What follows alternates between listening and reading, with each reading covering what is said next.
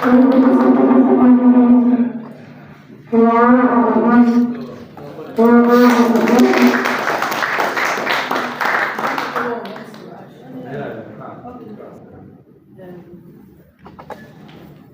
greet you, Igwe. Thank you very much for all the explanations and the elaborate explanations that you just gave. But I still have a couple of questions. The imperialists, when they came in contact with the Igbos, Umueri, but Igbos in particular, because my study is about all the Igbos, but we're using Umueri now as a case study here. They caused damages to the Igbo political cultures. There were changes, right? Yes. So my question is how did they do it, and what are the changes that they brought to the Igbo political culture? Okay. I will try and you will conclude it.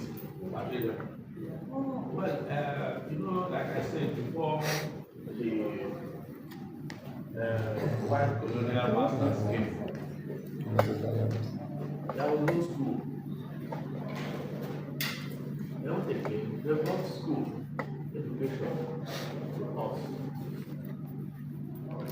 Before them, we don't go to school. When they brought it and brought church center, they were not giving us or sending us to school only. They came with gifts. You go to school, they give you biscuits, they give you sometimes money, sugar, you lick sugar, you are having sweet, very sweet. So it now began to change our culture. That's why I say that the positive ones, the ones that can impact on our lives, that was the one we accepted. Igbos, or yes, Igbos generally, did not abandon their own culture and they accepted the white man culture. The Igbos generally accepted those cultures that will transform Igbos, that will bring development, like educational development, cultural development, the ones that are against God, they introduce it, and we invite it. Not every Igbo, some people decide not to take it at all and remain in the idolatry. They will still have them in Igbo life. But these group ones, majority of them accepted their comment, their good teaching, their good cultures, which is what I mentioned now, school, the church, and so on. So, Bakeda, you can add to that. Igwe. Yeah. Okay, but it's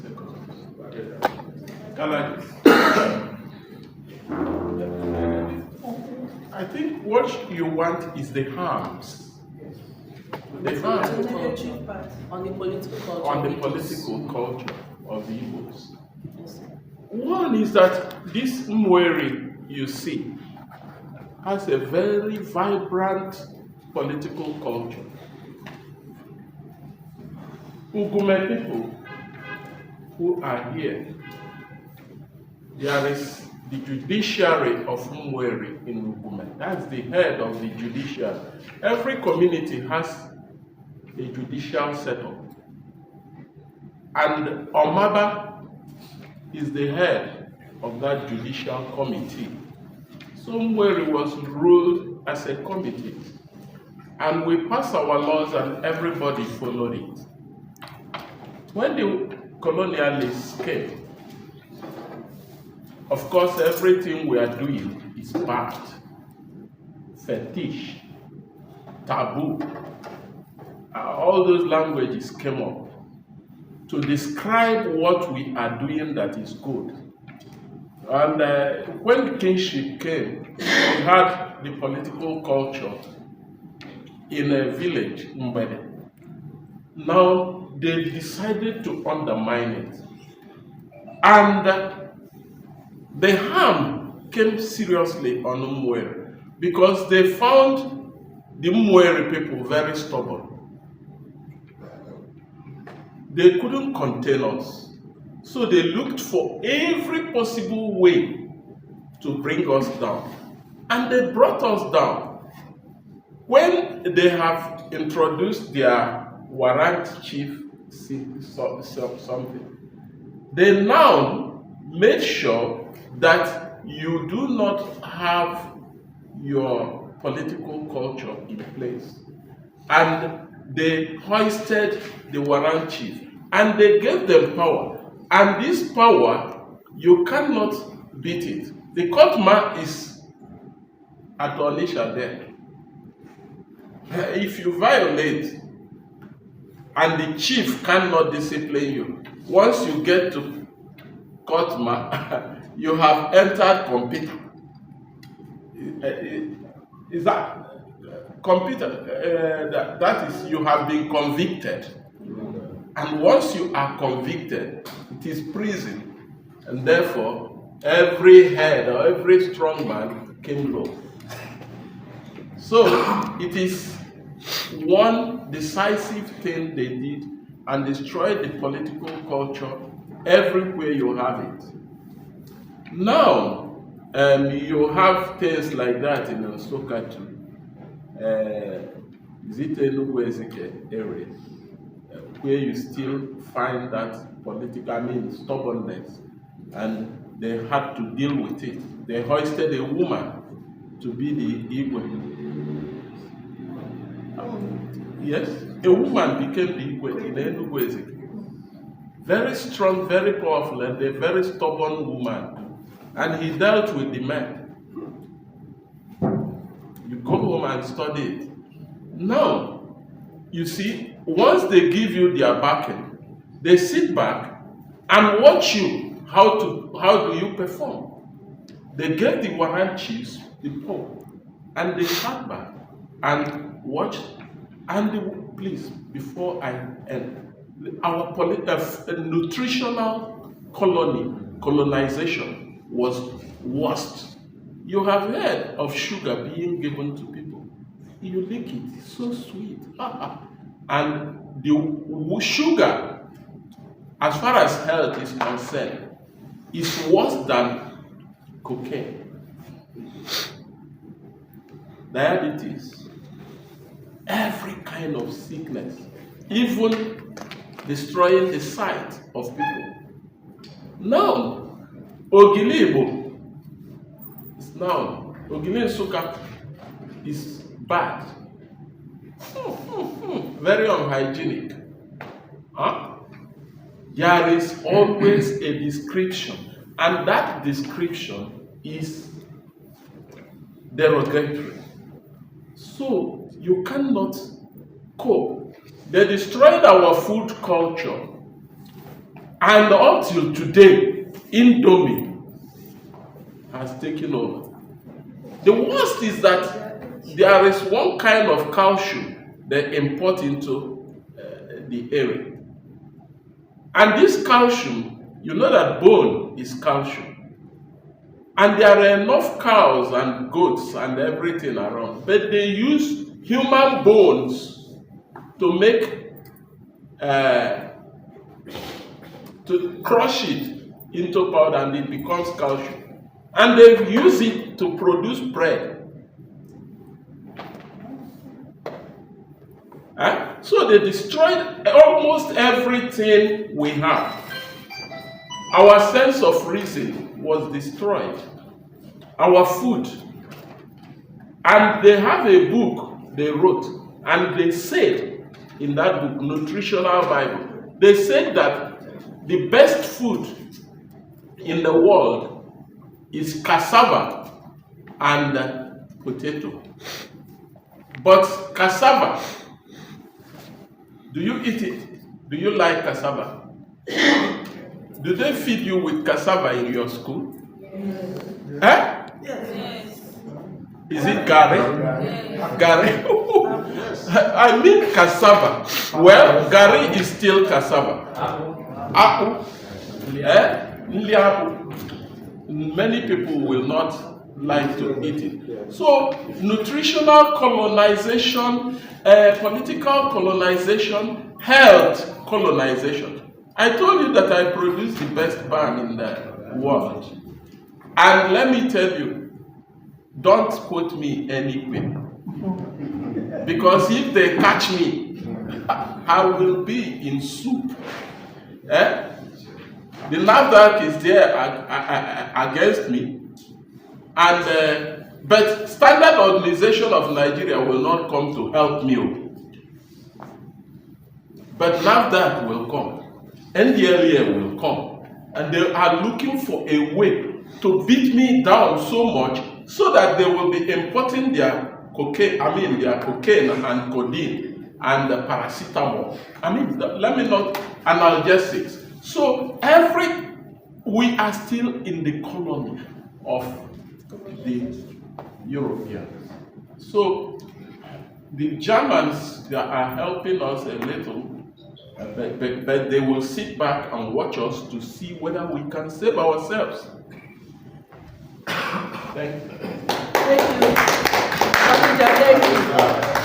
Thank you. Thank you very much. You still have a question? Yes. Go ahead. Go ahead. With your permission, sir. Huh? I want your permission to also ask him another question. Are there resistance from the Igbos when, according to what you said in your first speech, that the Europeans, they suppressed the political culture of the Igbos? So in the face of imperialism, my question is, are there resistance by the Igbos to maintain their political culture? If yes, how do they do it? You see, the men came to be beaten. The men were beaten so well that they got afraid. The white men or the Igbo? The white men beat the Igbo men thoroughly, and they got afraid and ran into the house. And women came out, and you have them rioting in Aba and so many places. Women led riots, and these riots set the white men into confusion. They started asking questions. How can women, what have we done to, and they started writing papers and papers and papers. In short, Igbo land became a big stronghold for even Nigeria, because the resistance of the Igbo man led to Nigerian independence. The resistance of the Igbo man. And you come down to this my village. We were afraid of the white men right from the beginning. We did not tolerate them at all. We didn't want them. And that is why they hated the Eri people. We didn't tolerate them. So we helped them to hoist the Waran chief system. They decided to topple our kingship system and hoisted the Waran chief system, so that we cannot, and judicially they put us back. In short, men could not do anything. If you come out, since you are a man, a bullet can rip into you, and nobody wants to die. But women, being the soft group of people who will like to shoot a woman, and when they come to fight, they will undress themselves and go naked. And now you start shooting a naked woman who is not with any machete, he is not with any gun, no weapon at all. How can you shoot a woman? And that is as if they knew.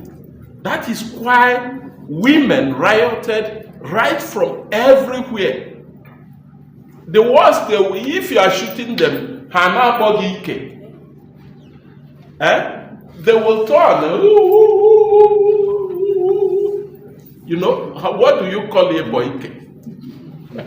So you know how to put it in your write-up. So now with that, the women actually saved us. If the women did not save us, so I don't know how you will do it. Thank you. Thank you very much. Please let me assist my fellow researcher somehow. My this thing. Actually, colonialism have negative and positive effects. Actually, yeah. But I am not in the best position to say if the negativity is more than the positivity. Yeah. But in citing some of the negativities, which Sir have already said, I don't want to pronounce the way King used to pronounce it, because so, in fact, he's saying what he's answering is very correct. So the negative side, we Igbos, now, our governmental system before the arrival of the white man is not centralized. We do not practice centralized system of governance. So, very unlike our counterparts, most of the Hausas and Yorubas, their systems are somehow centralized, where they have Oba or Dime that can always meet. But on our own side, let's say we do not have a kind something like that. Our governmental system, our process is different. We structure it in such a way that there is a age grades, the ruling council, the whatever. So those processes now. So the white man, that system did not favor them. So they are not in good spirit without our own arrangement. That is why they resort to the system of warrant chief, as he said now. So in appointing the warrant chief now, the warrant chief in their own side are like puppets. They begin to do what the white man told them. In fact, our people begin to have misunderstanding with their fellow brothers because they were appointed to come and lead them. So you can imagine where this is my brother and you appointed my brother to come and be my head. That's not a Igbo man for you. How will you ask my brother to come and be my and they gave it a very big name, warrant chief. So and they will ask you, only the warrant. So they see it as a dictatorial system. So they term that system. That is why they begin to have some war, kind of disagreement among themselves. So it is one of the problems, the negative side, bringing out, introducing superiority, and they begin to see it as this is where they are appointing. How will you go and appoint my brother to come and be dictating for me? And the Igbo man hate dictatorship. They don't know. Ndị Igbo kwere onye kwuo uche, onye mere abịa enwe ime obi, nwee ime ịba ebe a ga-anọ abịa gwa izu. Izu ha na-agbapụ ikwu nke nkwu nke. O nwere mpik when Igwe was talking. Ka ha si wee setụrụ okwu dị Umueri and its environs. He has to involve neighbors, and in the table they discussed. And at the end of the discussion, they resolve it. That is Igbo man for you. But if Igwe came up with armies and police and all the rest of them, I believe maybe by now, I don't know, the case maybe they have not resolved it. So Igbo man believe in dialogue, but they did not understand it that way. They just believe in principled way. This is the way, this kind of bureaucratic bottleneck. It became a very stiff law. They mapped out, this is our constitution, but in our own land, we don't have anything like, it is now that this modern system of government that they begin to introduce constitution. Before now, what we have is, Opomenani, Nifeku, Naga, Menani. Oh, yeah, do you understand? There is no constitution there are now, but this is what we are saying, and how we are doing by it. So, in conclusion, the negative side is that actually they did not, some of our belief here didn't go well with them, and because it did not go well with them, they introduced their own, and while introducing their own, they crashed some of the ones we have. Thank you. Thank you very much. Majesty. Yeah, go ahead. To His Majesty. Your Majesty, sir, I have one last question. And my question is, there's been agitation in Nigeria. Ndị Igbo chọrọ Biafra, ndị Hausa chọrọ Arewa, ndị Yoruba chọrọ Biafra. Now, I'm curious, and that's the main goal of aim of my research. Could it be, Makana, before independence, the Yorubas have their way of governance. The same with Hausas, and then Igbo, could it be that because of all these agitations in the country, political disharmony, brutal election process, could it be that the political system that was introduced by the white men did not go well with us, or that there could be another problem? And if you think so, what do you recommend? What do you think could be the solution? This is my question, sir. Yeah, okay. Yeah, the reason for all the agitation that you mentioned is not because of the colonial masters that brought civilization to us, but it's because we are no longer following their rule. We are following the 1999 Constitution that was amended in Nigeria. So when you look at that Constitution 1999, that was the problem, or that is the problem of this country. Not necessarily the Constitution itself, but the implementation of things that we are enshrined in the Constitution. When you look at the Igbos saying that they want Biafra, though not all Igbos. You look at the Yorubas saying they want Umueri, not all the Yorubas. The same thing with Arewa, not all the outside. You discover that every geopolitical zone is feeling marginalized. Everyone is feeling marginalized. Take for example, the immediate past president of Nigeria, General Muhammadu Buhari, was accused of tribalism, nepotism. And that was why many people don't like the style of rulership. And if you look at it, you see it. He employed mostly his people, his cronies, brothers and sisters.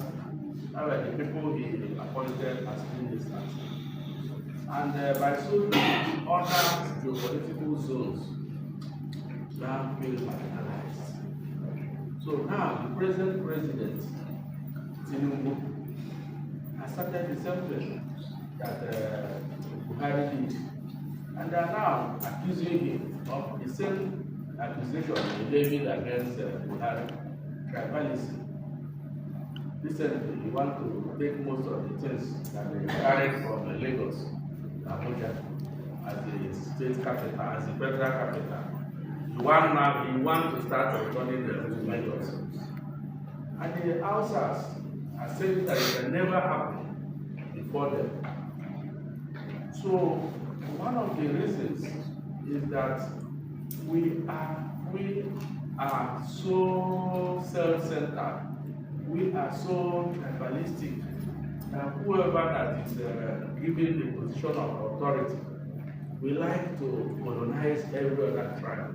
We like to colonize every other people around him. So what we can do to solve it is for us to come back. For us to come back to God.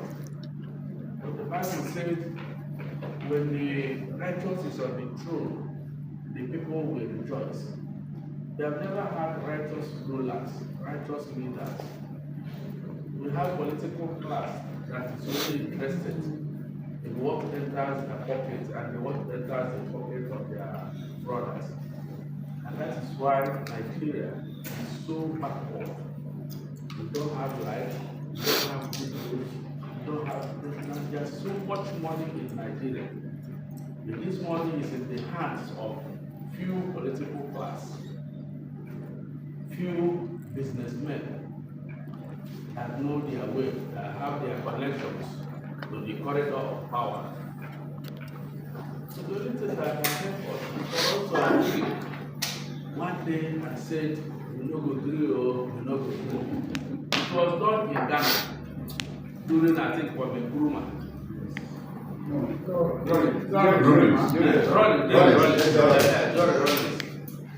While he was doing this, we are taking back in Ghana. And one day the people of Ghana rose up and said, we no longer want this type of dictatorship. We no longer want this type of this type of government. So they rose up. And when they rose up, the things changed. Today, if you go to Ghana, you can enjoy 24 hours light. Very beautiful things. People look at right coast. They are hosting World African Cup on the top of nations. But here in Nigeria, we are close to host it. You see a lot of things, a lot of complaints. So I think what we need to do is to come back to God and come back to our leadership system, which will be liberal, live and let live, and not to one section or section that belongs to you to live alone, while the other sections can go to hell. Doesn't matter to me. That's the system we operated in Nigeria. If we give an Igbo man the same presidency, he will do the same. After all, just Jonathan finished before Buhari. And when Jonathan was there, you see a lot of the ministers are from Niger Delta. Buhari came to pick his ministers from the northern senatorial zone. This man came and chose his own from west. You see that we're just recycling the same leadership, both the ones that were good and the ones that are bad. And that's why they will never allow any good leader to accept the truth on the seat of power, like P2B. P2B, I believe so much in him. I believe that he could have done better if he was given the presidency of this country. But they wouldn't allow him. They would not allow him. So, thank you. That's what we can do. Stop.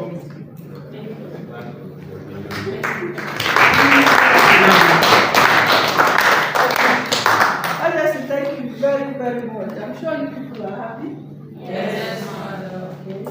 Now, honestly, I think that the questions are over. Okay. I will use the president to allow. In summary, you people have heard about Umueri, right? The second and most Igwe.